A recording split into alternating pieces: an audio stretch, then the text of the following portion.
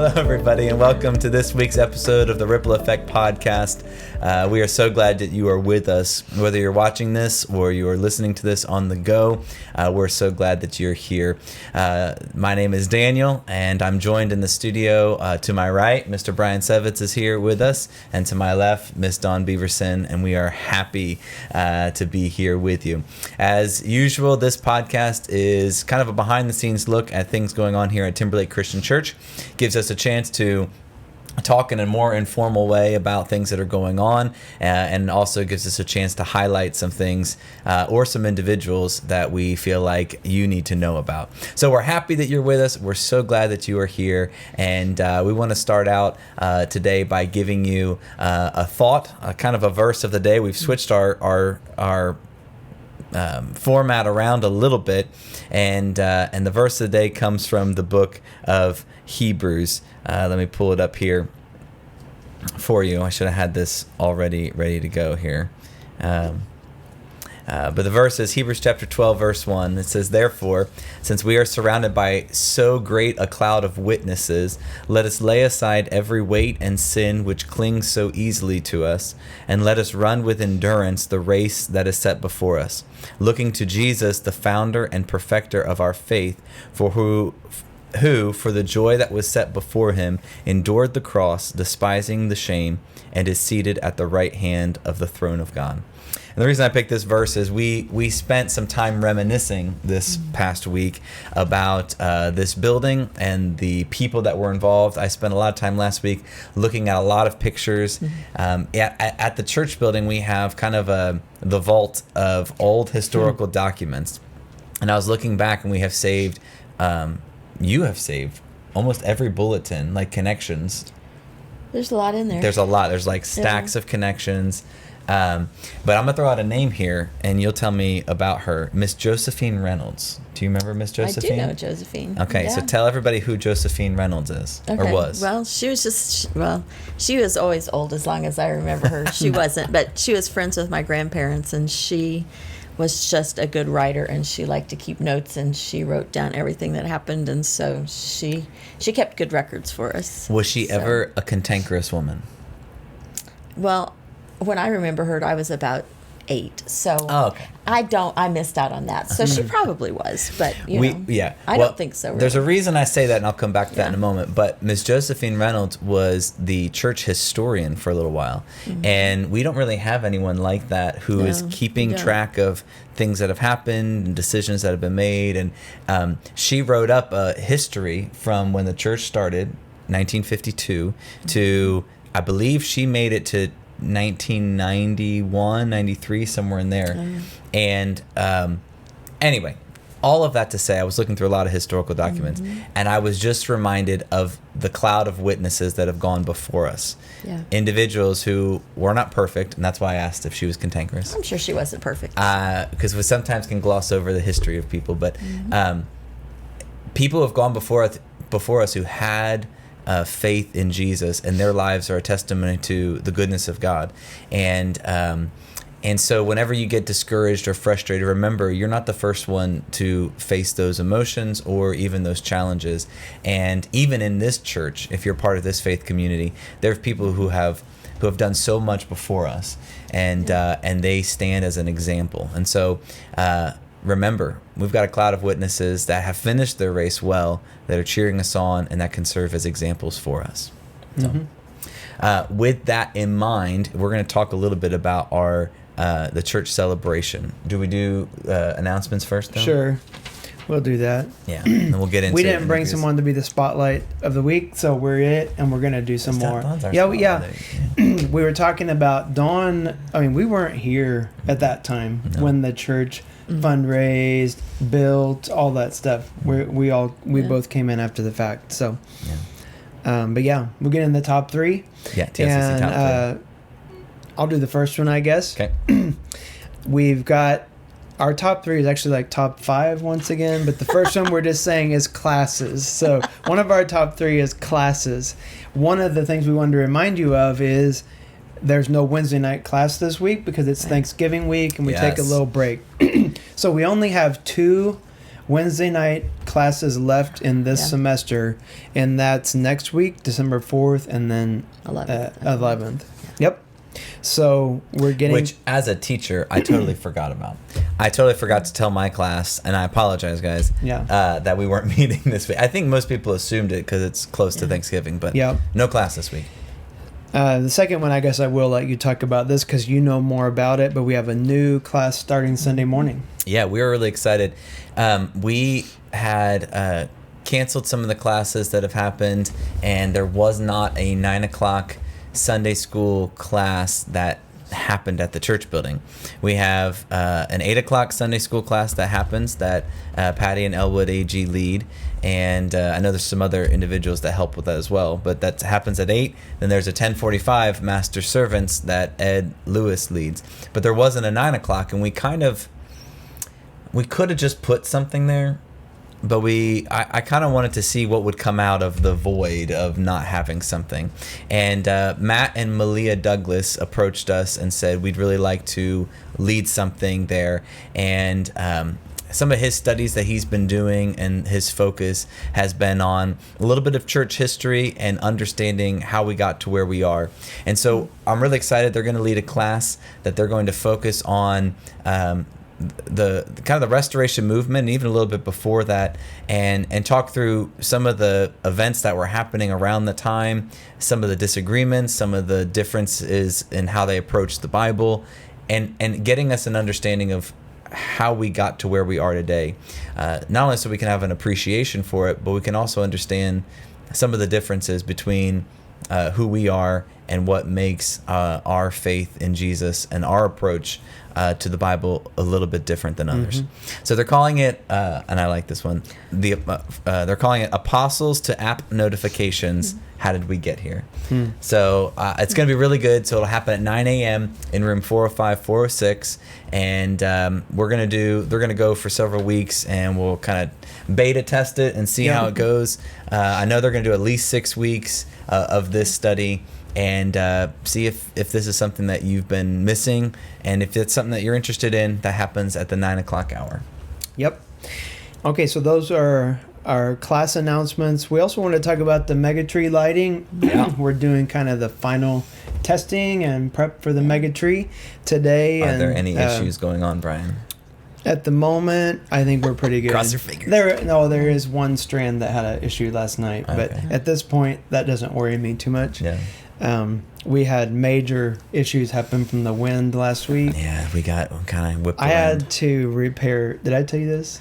Well, 16 strands. Dawn told me that. There was a lot. Because we didn't have the bands around them. Yeah. They were going crazy. So 16 of the light strands had multiple problems. Yeah. One of them had 3 areas that had to be spliced in that one strand. Wow. So, yeah, thankfully that wasn't like a 20-degree day. Right. We were out there doing that. Yeah.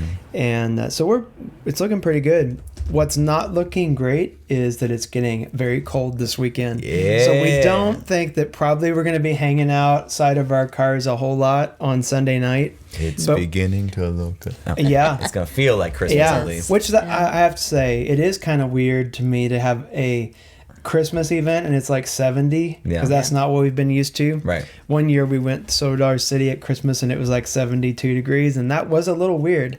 But anyway, Sunday night, 5:30 p.m. is when we're officially lighting up the tree. There will be 4 food trucks here that Jenny Walters has lined out for us. And we hope they all are able to show up, even if it's that cold. Yep. Yeah. We're still needing some volunteers for the Megatree greeting. And I know that some of you have shown up and there's like 30 cars. And I do feel for you and the boredom that probably happens. But we've also heard people that are so impacted by getting a personal touch there, getting a candy cane, just getting a greeting when they come in. And so we really appreciate those of you who sign up to do that. And we know that during the week there's some hours in there that there's not a lot of traffic because it's a busy time of year and not a lot of people come out on Tuesday nights, you know. Yeah. But we still think it's important, and we hope that you can see that as a missional thing. Like these are people a lot of times that don't have any affiliation with our church or anything, and it's just a way to make a good first impression on them. So Dawn kind of lines up that schedule. So if you would message us, comment, call in, we have some several spots still open for that. And we'd love for you to get involved in it. We're just looking forward a little bit. We're lighting it up Sunday night. The following Sunday is s'mores night. So we'll be doing free hot chocolate and s'mores on that evening. And then we'll have a second food truck night a week later on Saturday that week. Yeah. And we'll publish the lineup later for all that. We don't want to get too confusing. So we kind of advertise one event at a time. But those are some fun events we hope you'll be able to come out for. The third thing we wanted to mention this week is just our Christmas schedule, because it's getting to that time of year. It's only about a month away before all these events will be happening. So on December 23rd, we have, some people call it Christmas Adam. Christmas Adam service. Traveler's Christmas Eve. I was just talking with somebody yesterday, Kevin Brown over at the college, and he was like, please keep that in there, because if we didn't have that, they wouldn't be able to attend. And I know several of you are that way. At 7 p.m. on the 23rd, since that's a weeknight and people may be working and stuff, we do it a little later. And then if you've been here on the 24th the last couple years, you know how crowded that's been, which is an awesome problem to have. But the last year we were like, this was kind of uncomfortably close. Like someone was like, somebody's going to get their hair caught on fire by a candle. That's how crowded it was. So we're doing 2 services Christmas Eve. We decided on 3 p.m. and 5 p.m. So we're trying that. We hope that you'll be able to come to one of those with your family. If you are a singer and you hadn't volunteered yet or hadn't committed to be a part of the group, the music group that night, and you'd like to do that, let us know, because we're just really starting to put that together. But it's going to be time pretty soon for practices and stuff. So let us know if you want to participate. December 29th. It's not really Christmas, but it's Christmassy. We have something, I don't remember who came up with this, but it's called Sweaters and Sweets. So we try to come up with something fun every year for that kind of post-Christmas week. Sweaters and Sweets is a day where Levi is going to be preaching. Levi Black is going to be preaching. He's going to be bringing it. Maybe that's going to become a tradition, because didn't he do that? He did it last year, and Brian was asking me like, are you going to be gone? Why is he doing it this year? And I'm like, I don't know. He did it last year, so I asked him if he wanted to do it again. I'm going to be here, which I'm excited for, because when he preaches, I don't usually get to be here. So, but we're excited. We're having ugly Christmas sweater contest. Ugly Christmas we sweater. would love you to wear your, I mean, it doesn't have to be an ugly one, I guess, but wear your Christmas sweater. For some of you, it's just your normal sweater, and that will work just fine. Anyway, that's the 29th. Maybe more of you will do that than PJs and pancakes. I don't know. More of the adults anyway. We'll do it, Although I was impressed with the adults that showed up with their Christmas PJs, I have to say. That was pretty good. So that's kind of our top 3. We're going to, because we're going to kind of transition back to some of the building thing a little bit. We're going to post a link on this video, which will have some of the photos, because I had several people come up and they're like, you guys flew by those photos so fast, and I want to have time to really look at them more, to see my family. For those of us that weren't here, it's fascinating to look at the construction process and see how all that came about. So we're going to post like a folder of photos that you can go back if you want and look at those. Yeah, that's great. So we got no class this week and a new class starting on Sunday at 9 a.m. You've got your Christmas schedule happening. And if you have questions or you want to know about what's happening, we're going to get all that posted. And then you've got our Christmas schedule with the Christmas Adam service, which will happen at 7 p.m. Then you've got 2 services on Christmas Eve, one at 3 p.m. and one at 5 p.m. So if you want to start planning for your family and where you're going to be, that's the information that you need to know. And then on the 29th, we'll do a ugly Christmas sweater party and some sweets to go along with it. So there you go. But yeah, we want to talk a little bit about memories now of the building project. And so we asked Dawn to come on and share with us. And you heard a lot of the good memories that happened on Sunday.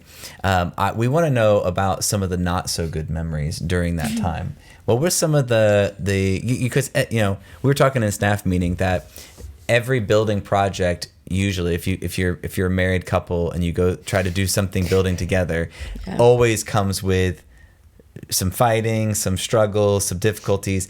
And one of our elders here says, if you're going to build a house, you should, from scratch or whatever, you should build a house first to practice and then do the one that you want, because it always causes problems. So were there times of tension that you remember through that process? Well, I don't remember a ton of tension, really. It wasn't bad. But I remember the first was just with my parents. I mean, honestly, because they're both very conservative. Okay. And it was just the whole process of, do we even want to build a new building? Do we want to invest that much money? And they were really of the opinion that, no, we do not want to. They wanted to keep things as they kind of did, because my mom, and I saw her point, because we'd done through things before, and you'd make a plan, and then all of a sudden about 8 of your families would move away. And they're like, well, see, now we don't need to expand. We have plenty of room, and we're short on money. That had happened several times. So it was kind of a question: do we really want to do this? But once they decided to do it, they were okay. They were on board with it. Yeah. I think the worst memory I have of the whole project is because I don't like doing construction work. There was this whole building is drywalled and sanded, and so every night somebody would come, we'd sand, drywall, sweep up, sand the dust, and you'd have to wear a mask. When you say someone, what do you mean? Church members? I don't remember. That's the part I don't remember. No, we didn't do the actual drywall. As I understand it, but we did the cleanup afterwards. Okay. I don't even remember if we did the sanding or if we just cleaned up the drywall dust.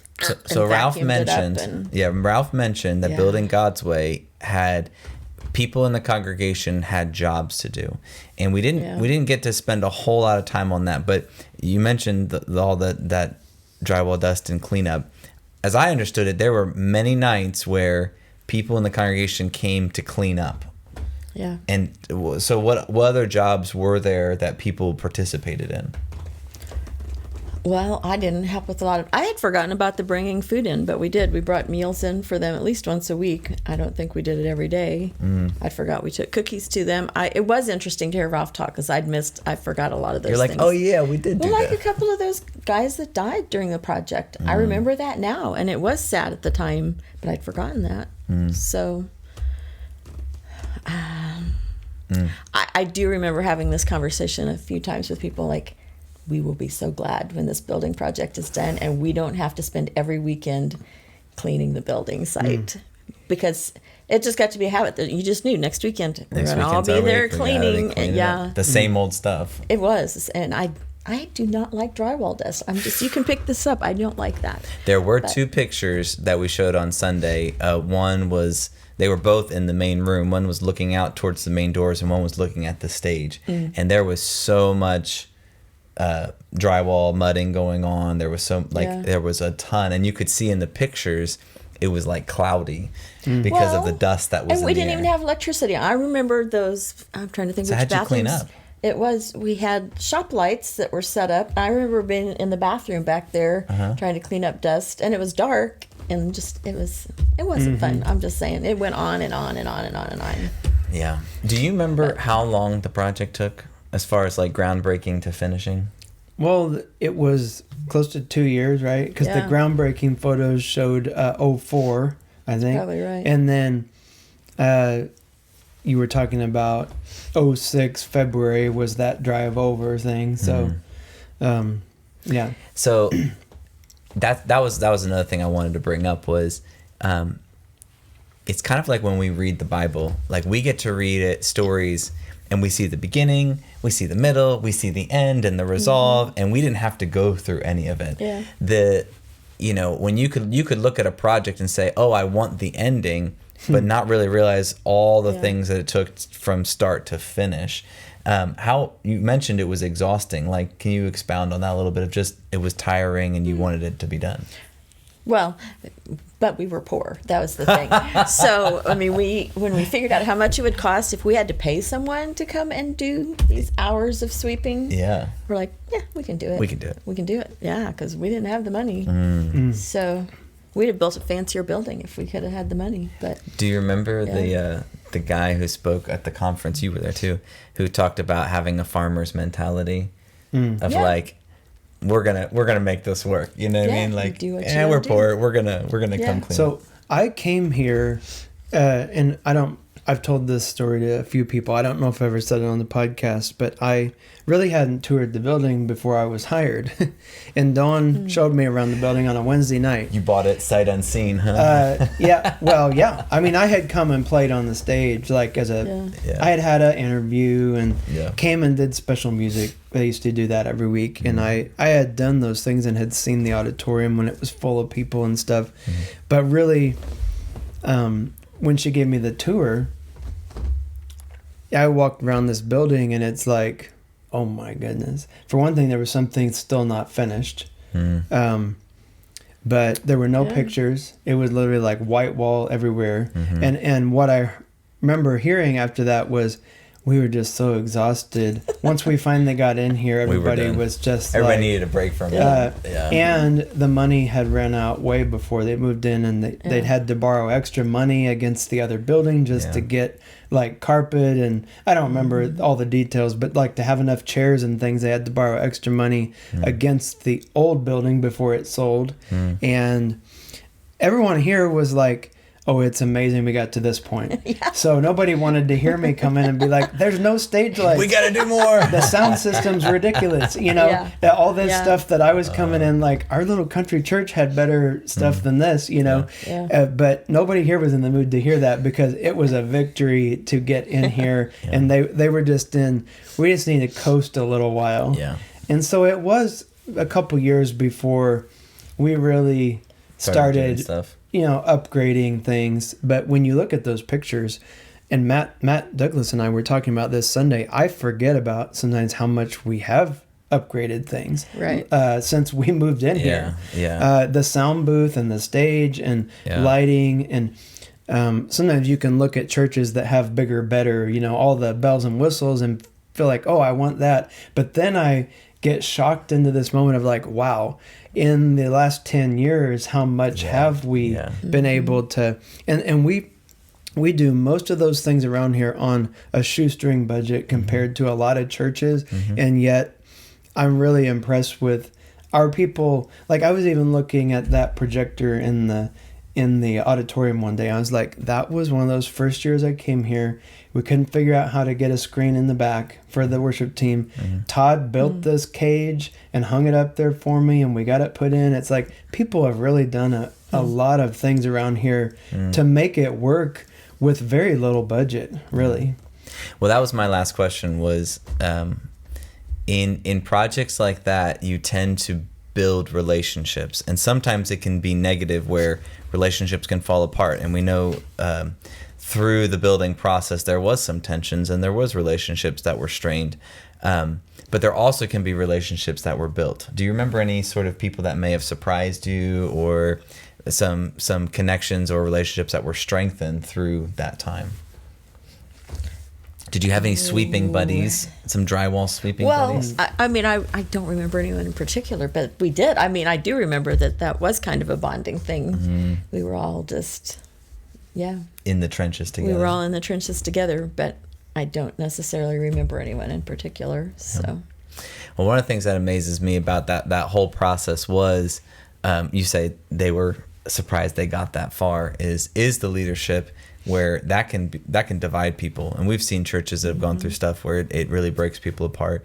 And so it's a testament to Doug. It's a testament to the leadership that the church was able to make it this far. But it's another reminder for us that we can look at the end product and be grateful for it. And we really are spoiled. I am spoiled to come into a situation like this, and I didn't have to go through all of that. I'm sure we'll have our own stuff that we'll have to go through, but I do think part of it, going to that company Building God's Way, was probably what saved us part of it, because it turned it into a ministry experience the whole time. I mean, it wasn't just about us and getting this building done. It was about, okay, we want to minister to the people that work on the building as well as each other, and we want this to be God's project and not ours. And had we just hired someone to come in and do the whole thing, I think it would have been a different experience. So yeah, and that's where I think Doug, and you could even hear it in his video that he made, that a building facilitates the ministry. And when the focus is right, even though there's frustrations, you all can be headed in the same direction. And it's not just, what do I want or what am I getting out of this? So it was really encouraging to hear. And nobody that I know of tripped over the rope on Sunday. So that was good. And even though Mark and Ralph saw through we got a paper that couldn't tear, and then they started ripping it, and then they cut it themselves for service. Even though they saw through it, I thought it was a good service. You should know guys like that have knives. I was going to say, I should have seen that coming. I didn't think about it. And you know what he told me? He said, this is Mark, he goes, because I said something about, if you give it out, you got to take it or whatever. And he said, I don't really get upset about stuff like that. I just get even. I was like, oh no. So I don't know where it's going to come from. Well. So if you'd like, we're going to post a link to the photos that we shared on Sunday, and a couple extras that we maybe were duplicates or just the same photo but kind of from a different angle. And you can look through them, and maybe if you have some memories that you want to share, post them in the comments below. We'd love to read your memories of that time. Maybe they're good, maybe they're bad, but all of them are a reminder of how far God has brought this church. And it's a good celebration that in under 20 years, going from, I don't know if we can actually get to this place to build it, to the church is thriving and in a really good place is pretty incredible. So it's just a good reminder of the faithfulness of God. And there you go. It's a good highlight of the week, and we had a great Sunday. If you missed it, where we celebrated the building, we hope that you go back and watch that service. Ralph shared some stuff, Mark shared some stuff, I shared some things, Brian shared some things, Mary did, and it was a really great service. So, and we prayed. That was, I mean, I loved the music and everything that came into Sunday, but seeing everybody praying together for the future was my favorite part. And I think that's partly what that video from Doug, and that was kind of the thread that ran through that service, I think, is it all goes back to prayer. Us praying for the future and praying in the midst of those events. So keep doing that. I mean, keep praying for I think as I remember it, that whole campaign was called God's Mission, Our Vision, or vice versa. That was it. I was not a part of that, but I've seen that on videos and posters and things. And it's similar to what Mark said about the rope and the use the plow for the next project. All of that should be covered in prayer, no matter what our future has in store for us, what God has in store for us. It should all be covered in prayer the same way. Yeah. And that's kind of the phase we're in now, just praying for the future. Yeah. And I think that's why the building and the church is where it is because it was something that God allowed, honored, and said, I will bless you through that. Because it would have failed if it was just someone's idea. And that's one of the things Doug Delp said that I really liked was there were plenty of people's opinions about what they should do, and they were just praying, God, what do you want? Standing in a briar patch field. What do you want? And that went way back. That was a long time ago, I don't remember. Wasn't it like 10 years before you built here that they bought the property? Yeah. They purchased. Okay, I might get this wrong. I think they purchased the land in either 1990, because it's in Josephine's report. They purchased the land, I think, in 1990. And the reason that stuck out to me was somewhere between 90 and 92, somewhere in there. It stuck out to me because I was born in 1990. So it did. Yeah, of course you were. So it kind of jumped out to me, if like even that far before, it was a decade at least, where they were waiting, and they knew it was an opportunity. And some of you farmers and some of you people who think about prices and how it moves, you would be like, oh, I missed out on an opportunity, because they got the land for a good price. But it is that prayer and that foresight of, okay, God, what do you want? And if it's what God wants, it's gonna happen. So that's what we're in right now. You're right, is praying for what's ahead, and we ask that you to join us in that. So I'm sure there's lots more memories, but we're going to end this podcast here, and we hope that you share. We hope that you maybe write down some of the memories you have and of that time, and we'd love to hear those stories. But until we get back together again, we're so grateful for you. We love you, and we'll see you here next time on the Ripple Effect Podcast. Yep. Happy Thanksgiving. Oh, yeah. Happy Thanksgiving. See you.